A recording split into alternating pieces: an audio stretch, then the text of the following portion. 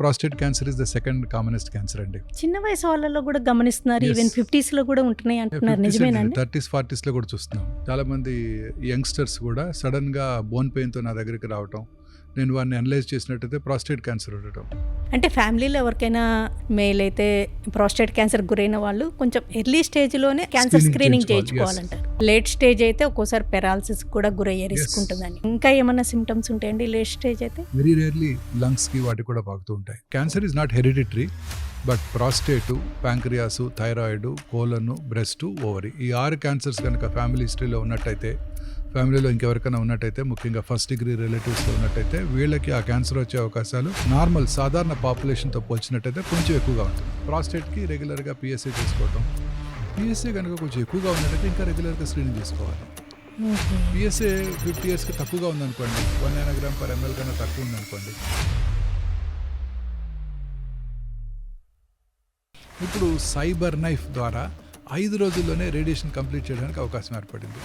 ఇది radical robotic cyber knife ద్వారా ఎటువంటి సైడ్ ఎఫెక్ట్స్ లేకుండా మనం ప్రిసైజ్గా రేడియేషన్ డెలివర్ చేస్తూ క్యూర్ చేయడానికి అవకాశం ఏర్పడింది. 25 లక్షల కేసులు ఇప్పటివరకు సైబర్ నైఫ్ మీద ప్రపంచంలో ట్రీట్ చేయబడ్డాయి. ఇక్కడ హైదరాబాద్లో కూడా మనం మోర్ దెన్ 1200 పేషెంట్స్ ట్రీట్ చేసాం గత 8 సంవత్సరాల కాలంలో. ఆన్ ది హోల్ అసలు ఈ క్యాన్సర్ మన ఇండియన్స్లో ఎంత ఎక్కువగా మీరు గమనిస్తున్నారు? సెకండ్ కామనెస్ట్ క్యాన్సర్ అండి, చాలా కామన్గా చూస్తున్నాం. ఓకే, ఈ మధ్య రీసెంట్ కాలం అండి, కొద్ది 20 years బ్యాక్ ప్రాస్టేట్ క్యాన్సర్ అంటే ఎక్కడో వెస్ట్రన్ వరల్డ్లో వింటూ ఉండేవాళ్ళం. నమస్తే, నేను మాధవి సిద్ధం. ఈరోజు మగవాళ్ళందరూ తెలుసుకోవాల్సిన ఇంపార్టెంట్ విషయాల గురించి తెలుసుకుందాం. ఎందుకంటే ప్రాస్టేట్ క్యాన్సర్ అనేది పురుషుల్లో సెకండ్ మోస్ట్ కామన్ క్యాన్సర్. అంతేకాకుండా చిన్న వయసు వాళ్ళల్లో కూడా ఈ క్యాన్సర్ గమనిస్తున్నాం. మరి ప్రాస్టేట్ గ్రంథికి వచ్చే ఈ క్యాన్సర్ని తొలి దశలో గుర్తించడం ఎలాగా, ఎలాంటి లక్షణాలను నిర్లక్ష్యం చేయకూడదు, గుర్తిస్తే ట్రీట్మెంట్ ఆప్షన్స్ ఎలాంటివి ఉన్నాయి, లేటెస్ట్ ట్రీట్మెంట్స్ ఎలాంటివి ఉన్నాయి, ఈ వివరాలన్నీ అడిగి తెలుసుకుందాం. Omega Hospitals chief surgical oncologist doctor Chigurupati Mohan Vamsi గారిని అడిగి. నమస్తే సార్. నమస్తే అండి. Prostate cancer second most common cancer అంటారా? ఎస్, మీరు అన్నట్టు prostate cancer is the second commonest cancer అండి. ఫస్ట్ గ్యాస్ట్రోఇంటెస్టైనల్ ట్రాక్ట్ క్యాన్సర్స్, అలాగే ఓరల్ క్యాన్సర్స్, స్టమక్ క్యాన్సర్ కూడా సౌత్ ఇండియాలో ఎక్కువగా చూస్తుంటాం అనమాట. ఈ ప్రాస్టేట్ క్యాన్సర్ వయసు పైబడే కొద్ది చాలా ఎక్కువగా చూస్తున్నాం ఈ మధ్యకాలంలో. చిన్న వయసు వాళ్ళలో కూడా గమనిస్తున్నారు. ఈవెన్ 50s లో కూడా ఉంటున్నాయి అంటున్నారు. నిజమేనండి? 30s 40s లో కూడా చూస్తున్నాం. చాలా మంది యంగ్స్టర్స్ కూడా సడన్ గా బోన్ పెయిన్ తో నా దగ్గరికి రావటం, నేను వారిని అనలైజ్ చేసినట్టయితే ప్రాస్టేట్ క్యాన్సర్ ఉండటం. అంటే చిన్న వయసులో అది అడ్వాన్స్ స్టేజ్ లో కూడా వస్తున్నారు. చిన్న వయసులో ఈ ప్రాస్టేట్ క్యాన్సర్ వచ్చినప్పుడు చాలా ర్యాపిడ్ గా పెరుగుతుందండి, అగ్రెసివ్ ఉంటుంది. అదే లేట్ ఏజ్ లో వచ్చినప్పుడు చాలా స్లోగా పెరుగుతుంది. ఓకే, ఈ క్యాన్సర్ని అసలు తొలి దశలో గుర్తించడం ఎలా అంటారు? సిమ్టమ్స్ అండి, ఇప్పుడు ప్రతి వాళ్ళు కూడా ఎటువంటి సిమ్టమ్స్ ఉన్నా కూడా అశ్రద్ధ చేయకూడదు, ఏ వయసులో అయినా సరే. ముఖ్యంగా యూరిన్ ఫ్రీక్వెన్సీ ఇంక్రీజ్ అవటం, ఎస్పెషల్లీ రాత్రిపూట ఎక్కువసార్లు యూరిన్ పాస్ చేయటం, యూరిన్ స్ట్రీమ్ అంటే ఫాస్ట్గా ధారలాగా పడకుండా కాళ్ళ మీద పడిపోవటం, తర్వాత యూరిన్ యూరిన్ పాస్ చేయడానికి స్టార్టింగ్ టైంలోనే హెసిటెన్సీ, అక్కడికి వెళ్ళి 2 నిమిషాలు నుంచుంటే కానీ యూరిన్ రాదనమాట. తర్వాత అర్జెన్సీ, అంటే యూరిన్ రాగానే పరిగెత్తాల్సి వస్తుంది, లేకపోతే వాళ్ళకి బట్టల్లో పడిపోతుంది అనమాట యూరిన్. సో అర్జెన్సీ, తర్వాత blood in the urine or blood in the semen, ఇవన్నీ కూడా ఎర్లీ ప్రాస్టేట్ క్యాన్సర్ లక్షణాలు అనమాట. ఇవే కాకుండా కొంచెం యూరిన్ పాస్ చేస్తారు, ప్రతిసారి వెళ్లాల్సి వస్తుంది, యూరిన్ పూర్తిగా పాస్ చేసిన తర్వాత కూడా ఇంకా యూరిన్ పాస్ చేయాలన్న ఫీలింగ్ ఉండటం, బర్నింగ్ పెయిన్ ఉండటం, లోవర్ అబ్డామినల్ పెయిన్ ఉండటం, ఇవన్నీ కూడా ప్రాస్టేట్ క్యాన్సర్ లక్షణాలు. కొన్నిసార్లు ఇవి ముదిరిపోయినట్టయితే బోన్ పెయిన్స్ రావటం, బ్యాక్ పెయిన్ రావటం, కొన్నిసార్లు పెరాలసిస్ రావటం కూడా జరుగుతూ ఉంటుంది. పెరాలసిస్ కూడా? బ్యాక్ పెయిన్ వచ్చినప్పుడు ఈ వర్టిబ్రా దెబ్బతిని ఆ వర్టిబ్రా కొన్నిసార్లు కొలాప్స్ అయ్యి ఆ స్పైనల్ కార్డ్ని కంప్రెస్ చేసి పెరాలసిస్ కూడా కలిగించవచ్చు అండి. సో లోవర్ లింబ్ పెరాలసిస్ కూడా కలిగించవచ్చు. ఇవన్నీ కూడా అంటే వయసు పైబడే కొద్దీ క్యాన్సర్కి గురయ్యే రిస్క్ పెరుగుతూ ఉంటుందని తెలిసిన విషయం. చిన్న వయసు వాళ్ళలో కూడా ఎందుకు వస్తుందంటారు? Really don't know. ఇప్పుడు ఈ BRCA1 BRCA2 విన్నా కదండి, breast cancer syndromes, hereditary breast cancer syndrome, hereditary breast ovarian cancer syndrome, వీళ్ళలో పురుషుల్లో కనుక ఇది ఉన్నట్టయితే, ముఖ్యంగా BRCA2 ఉన్నట్టయితే వాళ్ళ ప్రాస్టేట్ క్యాన్సర్ వచ్చే అవకాశాలు ఎక్కువగా ఉంటాయి. సో తల్లిదండ్రుల్లో కానీ, అక్కచెల్లెల్లో కానీ, అన్నదమ్ములో కానీ ఎవరికైనా BRCA1 BRCA2 పాజిటివిటీ కనుక ఉన్నట్టయితే తప్పనిసరిగా ప్రాస్టేట్ క్యాన్సర్కి, ప్యాంక్రియాటిక్ క్యాన్సర్కి రెగ్యులర్గా వీళ్ళంతా కూడా స్క్రీన్ చేయించుకోవాలి. వాళ్ళకి చిన్న వయసులోనే ఎక్కువగా చూస్తుంటాం. అలాగే యునైటెడ్ స్టేట్స్లో కూడా ఆఫ్రికన్ ఆరిజిన్ ఉన్న వాళ్ళలో బ్లాక్స్లో ఈ క్యాన్సర్ కామన్గా చూస్తుంటాం. వాళ్ళలో చాలా అగ్రెసివ్గా ఉంటుందండి ఈ క్యాన్సర్. ఓకే. అంటే ఫ్యామిలీలో ఎవరికైనా అంటే ఫీమేల్‌లో అయితే బ్రెస్ట్ క్యాన్సర్‌కి గురైన, మేల్ అయితే ప్రాస్టేట్ క్యాన్సర్‌కి గురైన వాళ్ళు కొంచెం ఎర్లీ స్టేజ్‌లోనే అంటే ఎర్లీ ఏజ్‌లోనే ఈ క్యాన్సర్ స్క్రీనింగ్ చేయించుకోవాలంటారు. అంటే cancer is not hereditary, but prostate, pancreas, thyroid, colon, breast, ovary ఈ 6 క్యాన్సర్స్ కనుక ఫ్యామిలీ హిస్టరీలో ఉన్నట్టయితే, ఫ్యామిలీలో ఇంకెవరికైనా ఉన్నట్టయితే, ముఖ్యంగా ఫస్ట్ డిగ్రీ రిలేటివ్స్లో ఉన్నట్టయితే వీళ్ళకి ఆ క్యాన్సర్ వచ్చే అవకాశాలు నార్మల్ సాధారణ పాపులేషన్తో పోల్చినట్టయితే కొంచెం ఎక్కువగా ఉంటుంది. సో అందుకని రెగ్యులర్గా స్క్రీనింగ్ చేసుకోవాల్సి ఉంటుంది ఈ క్యాన్సర్స్ అన్నిటికీ. అందులో ప్రాస్టేట్ కూడా ముఖ్యమైనది. అంటే యూజువల్‌గా బీఆర్‌సీఏ 1, బీఆర్‌సీఏ 2 అంటే ఈ బ్రాకా 1, 2 అనేది వుమెన్‌కి రిలేటెడ్ అనుకుంటారండి. ఇది మెన్‌కి కూడా చేస్తుంది. ఎస్ తప్పనిసరిగా. అప్పుడు తల్లిగారికి BRCA1, BRCA2 పాజిటివ్ ఉందనుకోండి, పిల్లల్లో కూడా అది చెక్ చేసుకోవాలి, పురుషులు కూడా చెక్ చేసుకోవాలి. పురుషుల్లో కనుక BRCA2 కనుక పాజిటివ్ ఉన్నట్టయితే ఖచ్చితంగా వాళ్ళు ప్రాస్టేట్ క్యాన్సర్కి రెగ్యులర్గా స్క్రీనింగ్ చేసుకోవాలి. అంటే మీరు ఎప్పుడు చెప్తుంటారు యాంజెలినా జోలీ గురించి చెప్తుంటారు. అండ్ ఎవరికైనా ఈ హై రిస్క్ ఉన్నప్పుడు బీఆర్‌సీఏ 1, 2 పాజిటివ్ ఉన్నప్పుడు ప్రొఫిలాక్టిక్‌గా బ్రెస్ట్ తీసేయడం, బ్రెస్ట్ క్యాన్సర్‌కి గురవ్వకుండా కాపాడుకోవడం. అలా మెన్‌లో పాజిటివ్ ఉంటే ఏం చేస్తారు మరి? పాజిటివ్ ఉంటే రెగ్యులర్గా ప్రాస్టేట్ క్యాన్సర్కి, ప్యాంక్రియాటిక్ క్యాన్సర్కి స్క్రీనింగ్ చేయించుకోవటం. ప్యాంక్రియాటిక్ క్యాన్సర్కి CA19-9 అల్ట్రాసౌండ్ రెగ్యులర్గా చేసుకోవటం. ఇంకేమైనా అనుమానం ఉన్నట్టయితే PET CT కానీ PET MRI కానీ చేసుకోవటం. అంటే ప్రాస్టేట్ విజిలెంట్‌గా ఉండడం. విజిలెంట్గా ఉంటుంది. ప్రాస్టేట్కి రెగ్యులర్గా PSA చేసుకోవటం. PSA కనుక కొంచెం ఎక్కువగా ఉన్నట్టయితే ఇంకా రెగ్యులర్గా స్క్రీనింగ్ చేసుకోవాలి. PSA ఎక్కువ ఉన్న వాళ్ళలో అంటే 4, 4.55 ఉన్న వాళ్ళకు ఇంకా రెగ్యులర్గా స్క్రీనింగ్ చేసుకుంటూ వాళ్ళకి ప్రాస్టేట్ క్యాన్సర్ వచ్చే అవకాశాలు ఎక్కువగా ఉంటాయి. ఓకే. PSA 50 ఇయర్స్కి తక్కువగా ఉందనుకోండి, 1 నానోగ్రామ్ పర్ ml కన్నా తక్కువ ఉందనుకోండి, వాళ్ళు పెద్దగా ఆందోళన పడాల్సిన అవసరం లేదు.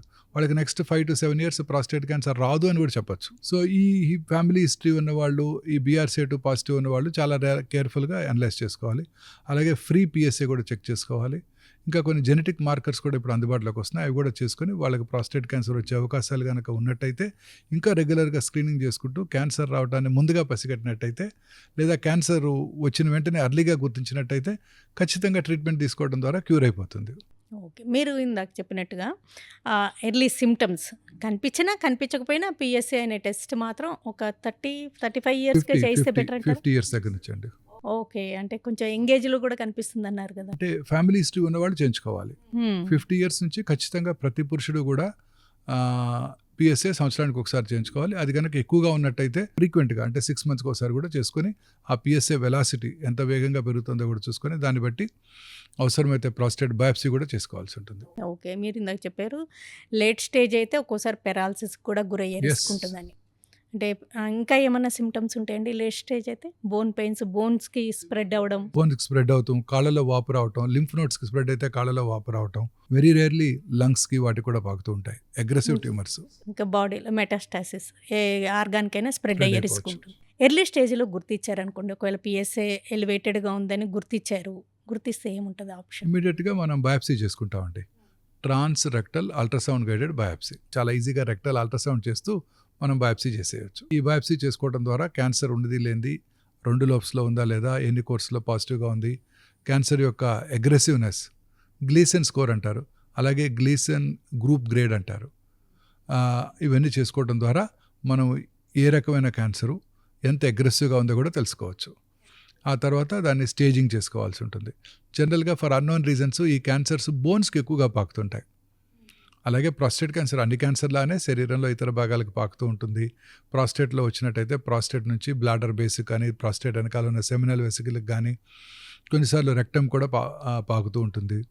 పక్కన ఉన్న పెల్విక్ లింఫ్ నోడ్స్కి పాకుతుంది, బోన్స్ కూడా పాకుతూ ఉంటుంది.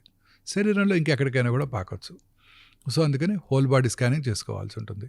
ఇప్పుడు PSMA prostate specific membrane antigen PET CT scan అందుబాటులోకి వచ్చింది.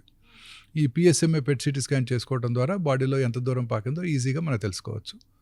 ఈ PSMA PET స్కాన్ ఇప్పుడు వైడ్లీ అవైలబుల్, భారతదేశంలో అన్ని చోట్ల కూడా వైడ్లీ అవైలబుల్గా ఉంది. దీన్ని చేసుకోవడం ద్వారా ఏ స్టేజ్లో ఉందో చాలా యాక్యురేట్గా మనం తెలుసుకోవచ్చు. ఇప్పుడు కొత్తగా PET MR, PET MR కూడా అందుబాటులోకి వచ్చింది. PET MR ఎస్పెషల్లీ పెల్విక్ ఆర్గన్స్కి MR is far superior to CT scan. MRI చేసుకోవడం ద్వారా జనరల్గా ఈ ట్యూమరు లోకలైజ్డ్గా ఉందా, క్యాప్సుల్ ఇన్వాల్వ్ అయిందా లేదా, సెమినల్ వెసికల్ ఇన్వాల్వ్ అయిందా లేదా, రెక్టమ్ ఇన్వాల్వ్ అయిందా లేదా తెలుసుకోవడానికి, సర్జరీ చేసే ముందు ఎగ్జాక్ట్గా స్టేజింగ్ చేసుకోవడానికి ఎంఆర్ఐ వాజ్ యూజ్డ్ కామన్లీ అనమాట. ఇప్పుడు ఇవన్నీ కూడా ఆర్టిఫిషియల్ ఇంటెలిజెన్స్తో పనిచేస్తున్నాయి. చాలా ఫాస్ట్గా ముగించేయవచ్చు. చాలా యాక్యురేట్గా మనకు రిపోర్ట్ ఇస్తుంది. కరెక్ట్గా ఏ స్టేజ్లో ఉంది, ట్యూమర్ ఏ లోబులో ఉంది, ఎక్కడుంది యాక్యురేట్గా చూసుకోవడం ద్వారా మనం ట్రీట్మెంట్ని కేర్ఫుల్గా ప్లాన్ చేయవచ్చు. బయాప్సీ కూడా కేర్ఫుల్గా లోకలైజ్ చేస్తూ బయాప్సీ చేయడానికి అవకాశం ఉంటుంది.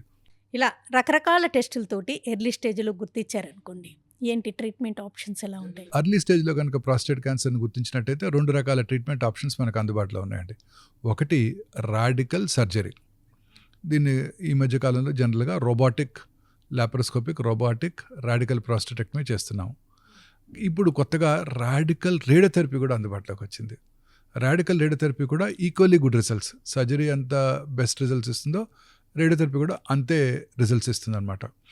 రాడికల్ రేడియోథెరపీలో కూడా ఇంతకుముందు లీనియర్ యాక్సిలరేటర్ అంటే రేడియేషన్ డెలివరీ సిస్టమ్ ద్వారా రేడియేషన్ ఇవ్వడం జరిగేది. Approximately 30 days to 35 days radiation ఇవ్వాల్సి వచ్చేది.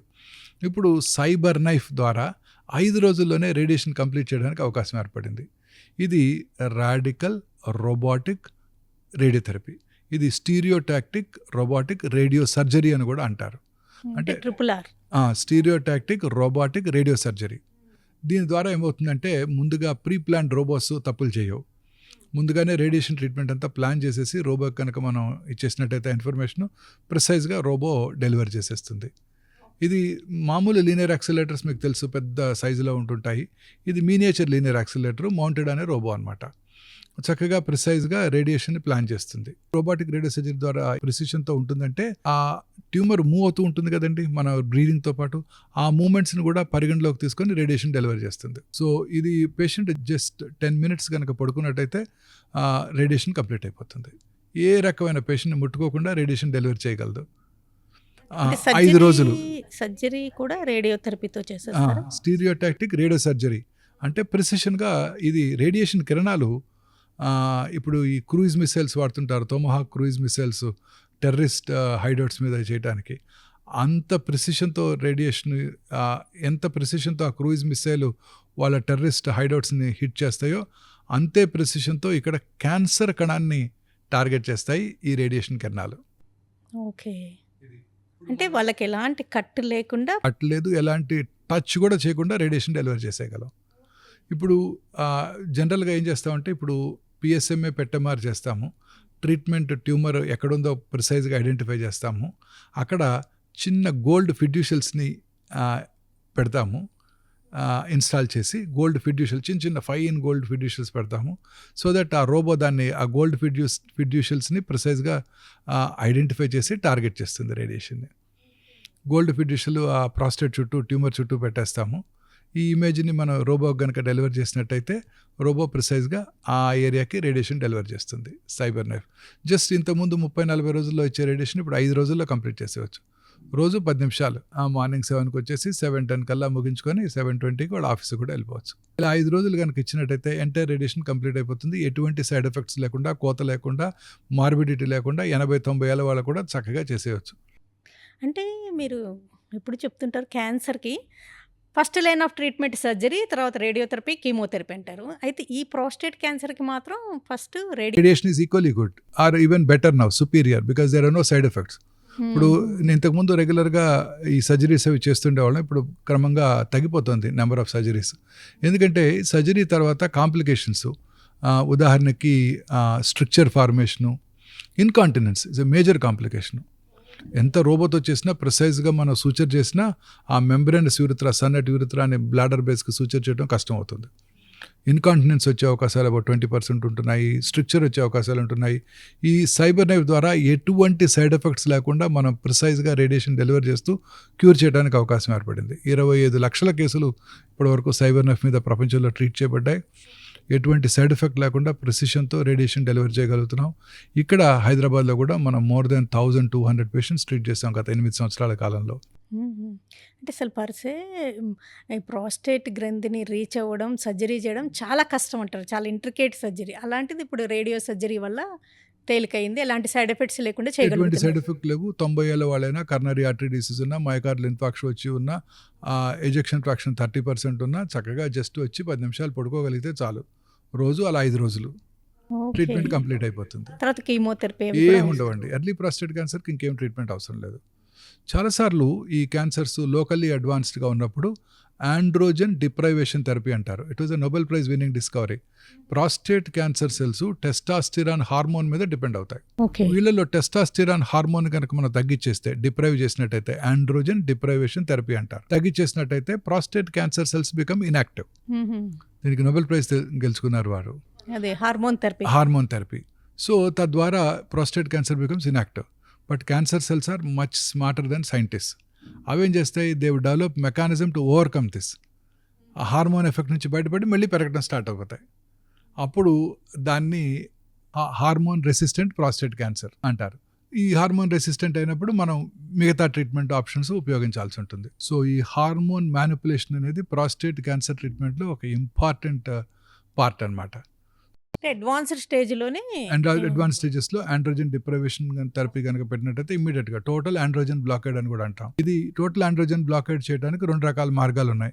ఒకటి సర్జికల్ క్యాస్ట్రేషన్. టెస్టిస్ ఓపెన్ చేసి ఏదైతే టెస్టిక్యులర్ సబ్స్టెన్స్ టెస్టాస్టిరాన్ సెక్రెట్ చేస్తుందో అది తీసేస్తాం. దాన్నే సబ్ క్యాప్సులర్ ఆర్కిటెక్టమీ అంటాం. మళ్ళీ ఆ క్యాప్సుల్ని లోపల పెట్టేస్తాం. సో టెస్టిస్ లోపల స్క్రోటంలో టెస్టిస్ ఉంటాయి, బట్ లోపల ఆ టెస్టాస్టిరాన్ హార్మోన్ ఉత్పత్తి చేసే పదార్థం ఉండదన్నమాట.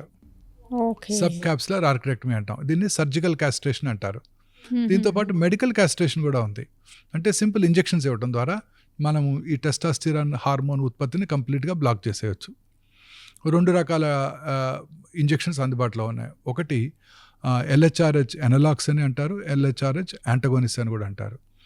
ఎనలాగ్స్ అనేవి ఓల్డెన్ డేస్లో ఇచ్చేవాళ్ళం. అవి ఇచ్చినప్పుడు తాత్కాలికంగా టెస్టాస్టిరాన్ ఉత్పత్తి పెరుగుతుంది.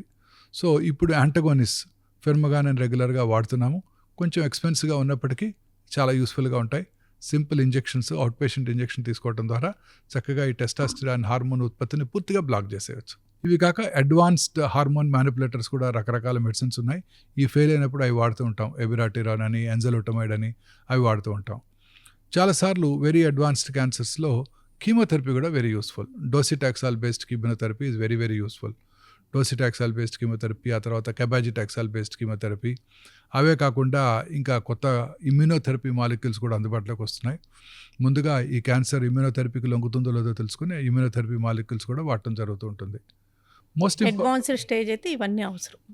ప్రాస్టేట్ క్యాన్సర్ పేషెంట్స్ చాలామంది చాలా సంవత్సరాలు బతికేస్తారు సింపుల్ ట్రీట్మెంట్ ఆప్షన్స్తోనే. కానీ కొన్నిసార్లు క్యాన్సర్స్ అగ్రెసివ్గా ఉన్నప్పుడు మాత్రం ఈ థెరపీలన్నీ మనం వాడాల్సి ఉంటుంది. అంటే దీనిలో కూడా టైప్స్ ఉంటాయి అంటారా?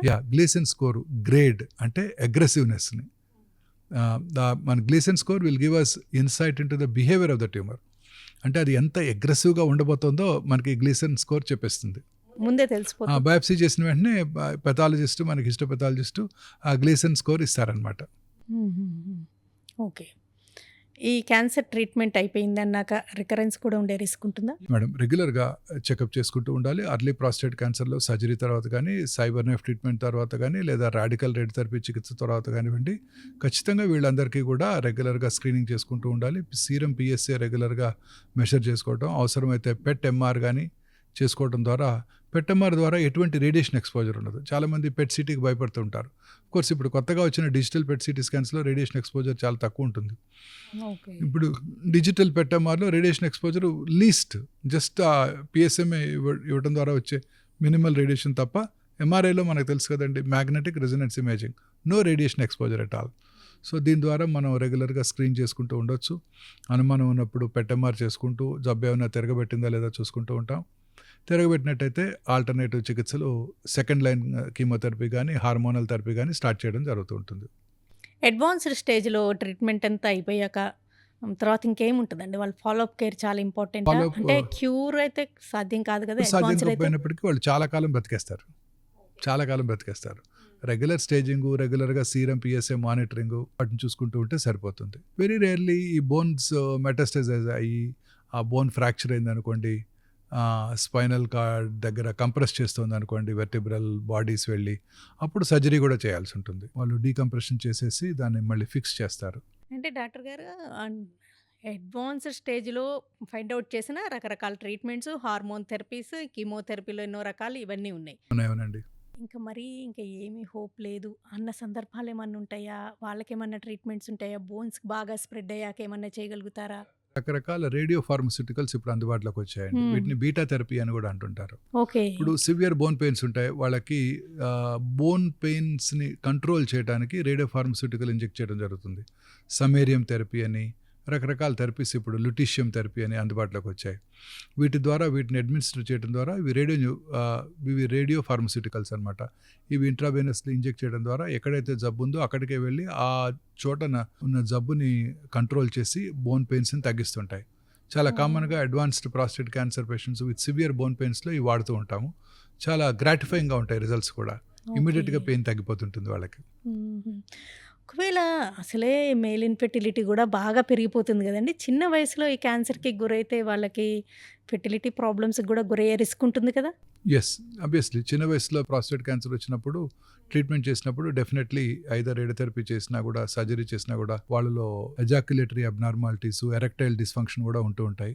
రేడియేషన్ ఇచ్చినప్పుడు పెద్దగా హాని లేకపోయినా ఈ ఆండ్రోజన్ డిప్రైవేషన్ థెరపీ చేసినప్పుడు వాళ్ళలో పూర్తిగా ఎరెక్టైల్ డిస్ఫంక్షన్ ఉంటుందండి.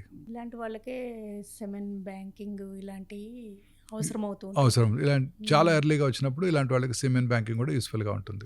ఓకే. ఆన్ ది హోల్ అసలు ఈ క్యాన్సర్ మన ఇండియన్స్లో ఎంత ఎక్కువగా మీరు గమనిస్తున్నారంటారు? సెకండ్ కామనెస్ట్ క్యాన్సర్ అండి, చాలా కామన్గా చూస్తున్నాం. ఓకే. ఈ మధ్య కాలంలో అండి, కొత్త 20 years బ్యాక్ అసలు ప్రాస్టేట్ క్యాన్సర్ అంటే ఎక్కడో వెస్ట్రన్ వరల్డ్లో వింటూ ఉండేవాళ్ళం. ఇప్పుడు భారతదేశంలో సెకండ్ కామనెస్ట్ క్యాన్సర్ చాలా ర్యాపిడ్గా పెరిగిపోతుంది. అంటే 2 కారణాలు ఉన్నాయండి. ఒకటి, ఇండియాస్ ఎకానమీ ఇంప్రూవ్ అవుతున్న కొలది లాంజివిటీ కూడా ఇంప్రూవ్ అయింది. భారతదేశం ఇండిపెండెన్స్ వచ్చినప్పుడు మన పురుషుల్లో లాంజివిటీ 35 years ఉంటే ఇప్పుడు 71 years పైన ఉంది. వయసు పైబడే కొలది ఈ క్యాన్సర్ ఎక్కువ వస్తుంటుంది. Correct me if I'm wrong అండి. ఒకప్పుడు ఈ ప్రాస్టేట్ గ్రంథికి క్యాన్సర్ వస్తే వాళ్ళ వయసు చూసి ఇంకా వదిలేయచ్చులే, వాళ్ళ ఏజ్ కంటే ఈ క్యాన్సర్ డెవలప్మెంటే స్లో ఉంటుందా అనుకునే సందర్భాలు కూడా ఉంటాయంట. అది నిజమేనా? యాక్టివ్ సర్వేలెన్స్ అంటారు. చాలా లో గ్రేడ్ ట్యూమర్స్ కనుక మనం చూసినట్టయితే యాక్టివ్ సర్వేలెన్స్ వాళ్ళని రెగ్యులర్గా ఫాలోఅప్లో ఉంచుతూ ఉంటారు.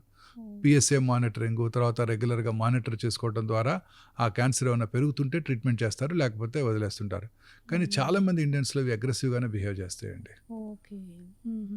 ఎప్పుడైనా పొరపడే అవకాశం ఉందా? ఎందుకంటే మేల్లో 50+ నుంచి ఆ బీపీహెచ్ అని ఒక్కొక్కసారి ఇన్ఫెక్షన్స్ గురవడం ఇలాంటివి కూడా ఉంటూ ఉంటాయి కదా. Yes, benign prostatic hyperplasia as well as prostatic ఇన్ఫెక్షన్స్లో కూడా మీరు అన్నట్టు పిఎస్ఏ పెరుగుతూ ఉంటుంది. కానీ అప్పుడు బయాప్సీ లేకుండా మనం క్యాన్సర్ ట్రీట్ చేయం.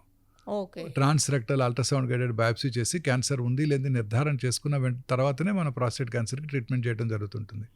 ఇందాక నేను చెప్పిన సిమ్టమ్స్ అన్నీ జనరల్గా ఓల్డ్ ఏజ్లో చాలామంది పురుషుల్లో కూడా నోటీస్ చేయవచ్చు.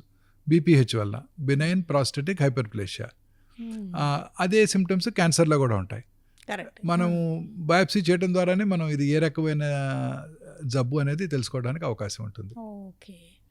అంటే అసలు పురుషుల్లో యూరినరీ ఇన్ఫెక్షన్స్ చాలా తక్కువ కదండి. చాలా తక్కువ యూరినరీ ఇన్ఫెక్షన్ గమనించారు, కొంచెం యూరినేషన్ ప్రాబ్లమాటిక్గా ఉంది అండ్ వాళ్ళు 45-50+ ఉన్నారంటే ఒకసారి ఈ క్యాన్సర్ గురించి థరోగా స్క్రీనింగ్ అవసరం అంటారు? దీనికి దానికి సంబంధం లేదు.